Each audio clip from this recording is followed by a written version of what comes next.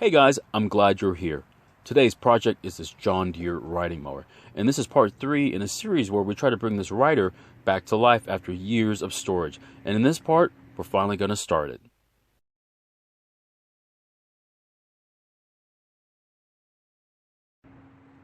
Let's go ahead and start by checking underneath the hood. And the good news is that the oil is in pretty good shape and at the correct level. Let's go ahead and check how the air filter looks. Well, the air filter definitely isn't new, but I've seen much worse than this. The pre-filter is also very dirty, but they're in okay shape for us to at least start the mower. If you take a look through this cover, you can see some white fibers. It looks as though a mouse has made a nest inside the engine. We're going to need to take a look at this before we start the engine. And just for fun, let's go ahead and check the battery voltage of the original battery. We'll need to figure out if we need to use a jumper pack to start this mower. I've never seen a battery this dead before. We're definitely going to need to use a jumper pack to start this mower. I should be able to overcome the compression of the engine by hand.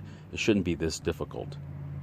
Turning the engine over by hand shows that it's definitely not frozen or stuck, but it also reveals one other thing. It looks as though it's going to need a valve lash adjustment.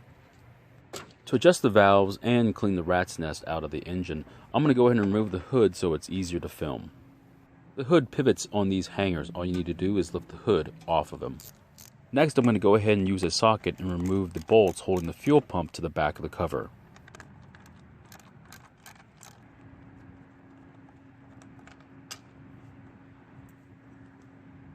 Next, using a wrench, go ahead and loosen the bolt right next to the fuel pump, and then do the same on the opposite side of the cover next to the oil dipstick. After that, go ahead and use a T45 Torx to loosen the two bolts on the front of the engine cover. After unbolting the fuel pump and loosening the other 4 bolts, we can now remove the engine cover.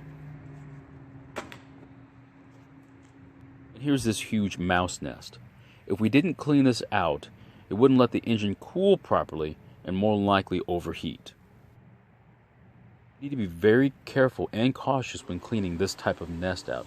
I'm going to go ahead and wear a mask and some goggles and use a shop vac to actually remove the nest from the engine.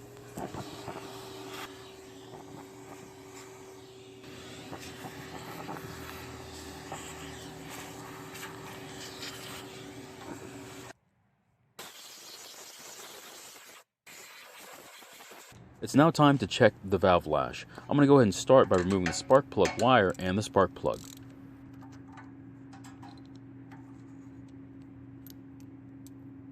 Now go ahead and remove the 4 bolts holding the valve cover to the engine.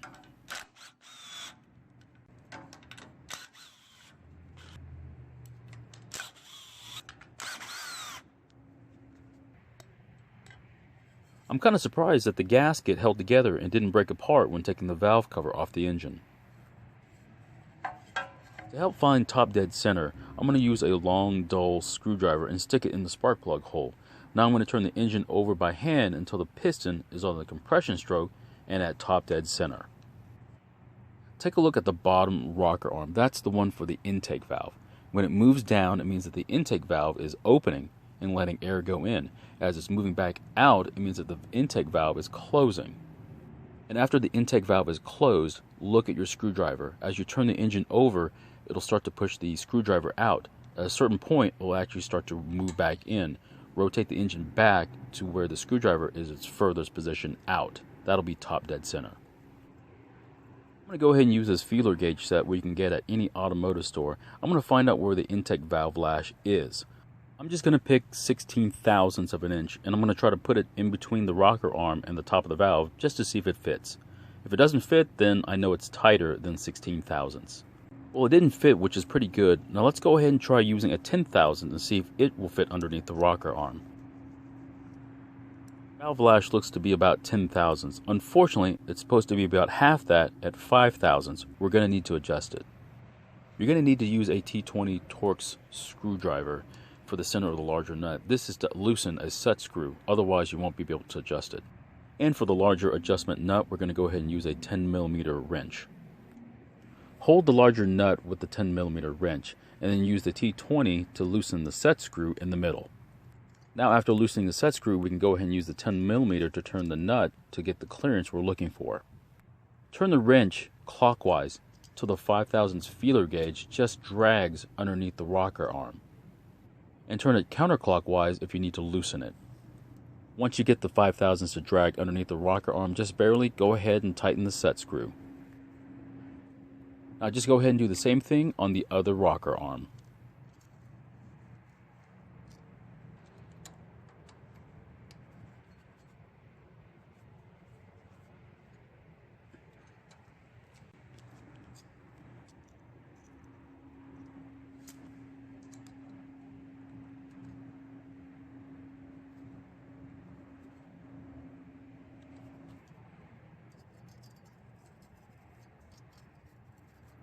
Now we're going to double check our work by turning the engine over by hand until our line that we made earlier lines up, and we're going to check the clearance to make sure the 5/1000 still fits.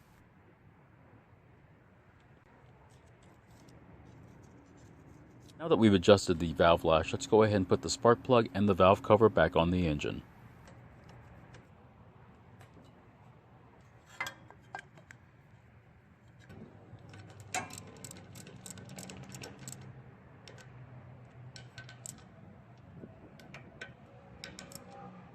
Next, go ahead and replace the engine cover and the air filter and its cover.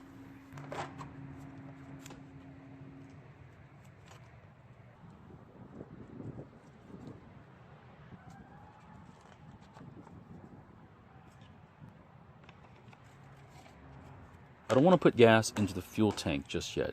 What I'm going to do instead is remove the fuel line from the fuel pump and fill that line up with gas so the carburetor bowl is full of gas.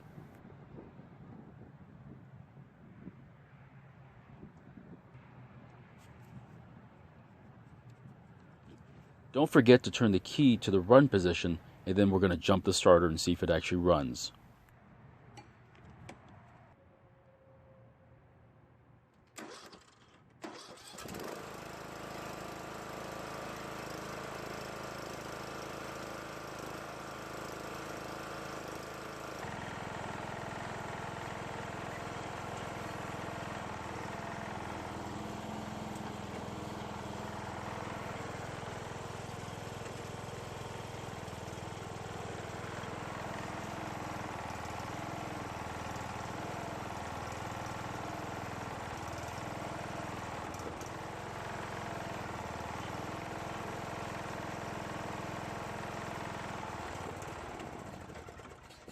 Well, it wasn't the easiest fix I've ever had, however, it could have been much worse.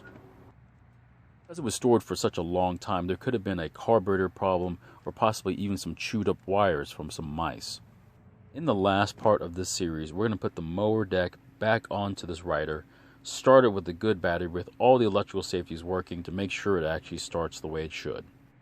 Thanks a lot for watching this video. I hope you found it very informative. If you have any comments or questions, please leave them down below. If you haven't already, please subscribe. It really helps out the channel. And I'll see you guys in my next video.